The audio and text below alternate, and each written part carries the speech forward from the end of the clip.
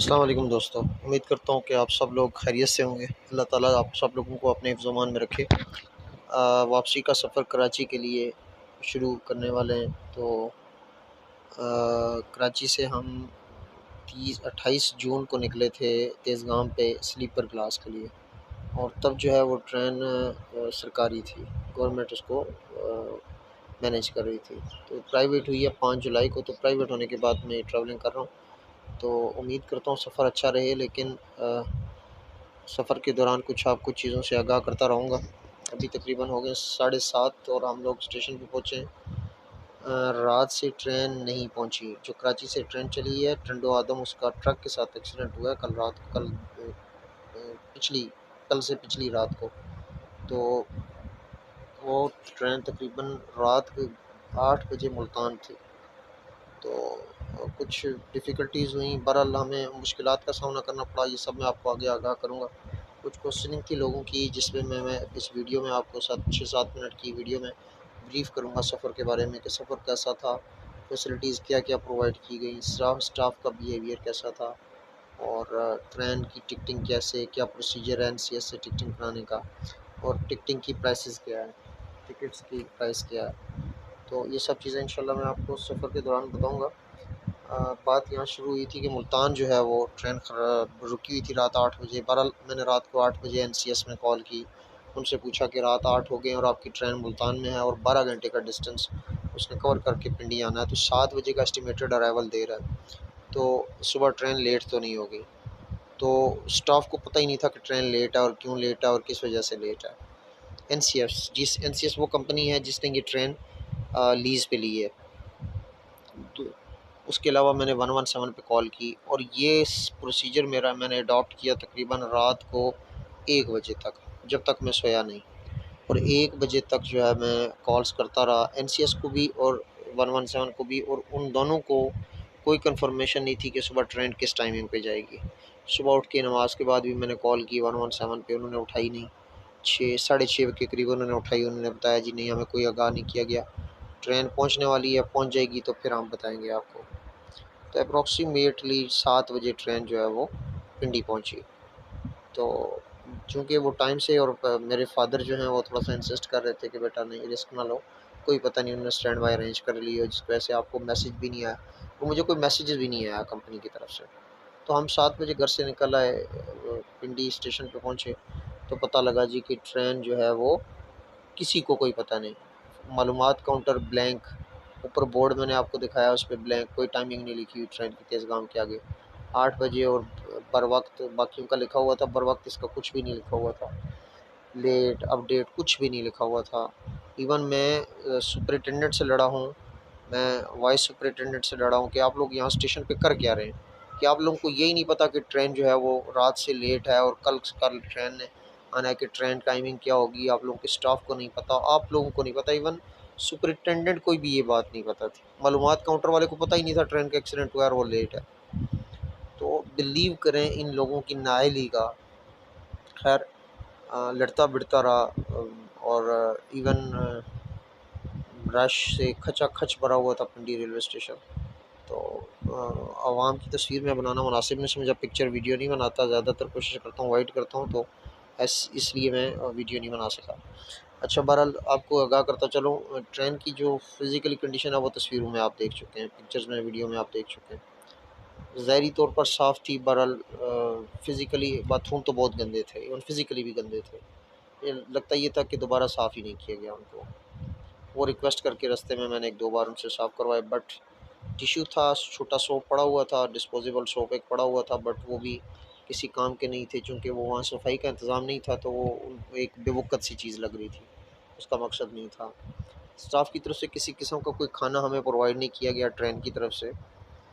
किसी किस्म का कोई खाना फ्री प्रोवाइड नहीं किया गया। चाय बहुत अच्छी थी, चाय बिज़नेस क्लास में एक-एक डब्बे में एक-एक वेटर हर वक़्त मौजूद रहता था, हमें जब ज़रूरत पड़ती थी हम उसे कहते थे, तो वो चाय 60 रुपीज़ का 1 कप देते हैं वहाँ। लेकिन चाय अच्छी थी। आप कंपेयर करें अगर जो इकॉनमी क्लास में या उन क्लासेस में 50 या 60 रुपए की जो स्टेशन से सॉरी आप मिलते हैं, पीती है, उससे बहुत बेहतर थी। और इसके अलावा जो है खाना किसी किस्म का कोई फ्री नहीं था, तो हम चूँकि मेरे बच्चे थोड़ा-सा बाहर का खाना बिल्कुल नहीं खाते, तो हम खाना सब घर से बनवा के लेकर आए हुए थे। तो पूछा था तो कोई 300-380 के करीब एक थाल दे रहे थे, जिसमें कि दाल और कोई कि चिकन कोरमा और 2 नान और इस तरह की फैसिलिटीज़ अवेलेबल थी, और थोड़े से चावल भी थे। तो बहरहाल एक्सपीरियंस नहीं किया उसका मैंने खाने का। और फैसिलिटीज़ बाकी है कि कंबल, एसी अच्छी कूलिंग कर रहा था, तो कंबल की रिक्वायरमेंट मेरे बच्चों को शुरू में ही पड़ गई। तो कंबल लिया तो ₹100 उसने उसका रेंट चार्ज किया। जितने भी कंबल लो आप ₹100 पर कंबल के हिसाब से। कंबल साफ़ थे, चूँकि 5 जुलाई से ट्रेन प्राइवेटाइज़ हुई है, तो 25 दिनों में उन्होंने कितना गंदा होना भी नहीं था, या मे बी प्राइवेट होने की वजह से उसको वो वॉश करवाते रहे हों। बहरहाल कंबल साफ़ थे, बहुत ज़्यादा साफ़ नहीं, बल्कि कदरे बेहतर थे।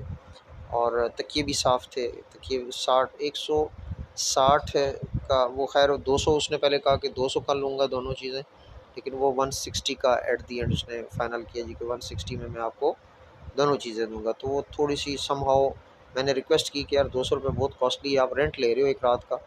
तो उसने कहा सर आप दोनों चीज़ों के 160 दे दीजिएगा। मुझे नहीं पता उनका रेट ऐसा है या वो आपस में बार्गेनिंग कर रहा था। बहरहाल टिकटिंग की आपकी बात करूँ तो टिकटिंग जो है वो ₹2300 का इकॉनमी क्लास का टिकट है तेज़गाम का इस टाइम, जो 6400 का बिज़नेस क्लास, 5200 स्टैंडर्ड एसी, नई और 9700 यानी 9700 का जो है वो स्लीपर क्लास है, विदाउट एनी फैसिलिटीज़। किसी किस्म की कोई फैसिलिटी किसी भी क्लास में प्रोवाइड तेज़गाम अभी नहीं कर रही, और इंतहाई घटिया कंपनी है, इंतहाई थर्ड क्लास कंपनी है। अगर आप लोगों ने ट्रैवल करना हो तो मेरी सजेशन ये है कि कम से कम अपने बच्चों के साथ तेज़गाम में ट्रैवल ना कीजिएगा। अगर आप सफ़र का मसला नहीं है, लेकिन सफ़र के दौरान स्टाफ नो डाउट अच्छा था, स्टाफ अच्छे तरीके से जो है बिहेव कर रहा था। उनको मैंने सफाई के लिए 2-3 दफ़ा कहा, बारहा वो आते भी रहे, खुद भी रिक्वेस्ट की तो वो सफाई करते रहे ट्रेन की। बहरहाल वॉशरूम पानी ख़त्म हो गया, रोहड़ी के बाद डब्बे में पानी नहीं था दोनों वॉशरूमों में, तो बच्चों के साथ डब्बा क्रॉस करना, एक डब्बे से एक वैन से दूसरे वैन में जाना, मच नॉट मच ईज़ियर, आप बच्चों वाले जानते होंगे। तो बड़े मसाइल का सामना करना पड़ा। तो इसके अलावा अल्हम्दुलिल्लाह ये है कि जो ड्राइवर्स थे, या तो चूँकि प्राइवेट थी तो थोड़ा खींच के लाए। तो हम तकरीबन 2 बजे के करीब जो है हम ड्रिग रोड पे उतरे, ड्रिग रोड स्टेशन पे उतरे, और सॉरी कैंट स्टेशन पे हम उतरे, और तकरीबन 1:15 का टाइम होगा एग्जैक्टली जो है हम कैंट स्टेशन पे उतरे। तो उस वक्त जो है वो पीछे ड्रिग रोड से पहले भी कोई एक जगह पे कोई 15-20 मिनट ट्रेन रुकी रही, उससे पहले भी थोड़ी सी 10 एक मिनट रुकी रही। तो 25-30 मिनट जो है ना लांडी और ड्रिग रोड से एक एक स्टॉप पहले उन्होंने कुछ रोकी है, 15-15-20 मिनट शायद स्टॉप खाली नहीं था इस वजह से। पर हाँ अल्हम्दुलिल्लाह अल्हम्दुलिल्लाह खैरियत से पहुँच गए। सफ़र अच्छा रहा, ओवरऑल अच्छा रहा, लेकिन चूँकि थोड़ा-सा बोर हो गए थे हम शुरू में ही 3 घंटे स्टेशन पे वेट करके, तो इस वजह से शायद हमें थोड़ा-सा इतना ज़्यादा सफ़र का वो मज़ा हम नहीं ले सके जो लेना चाहिए था। बहरहाल अल्हम्दुलिल्लाह ओवरऑल सफ़र अच्छा था।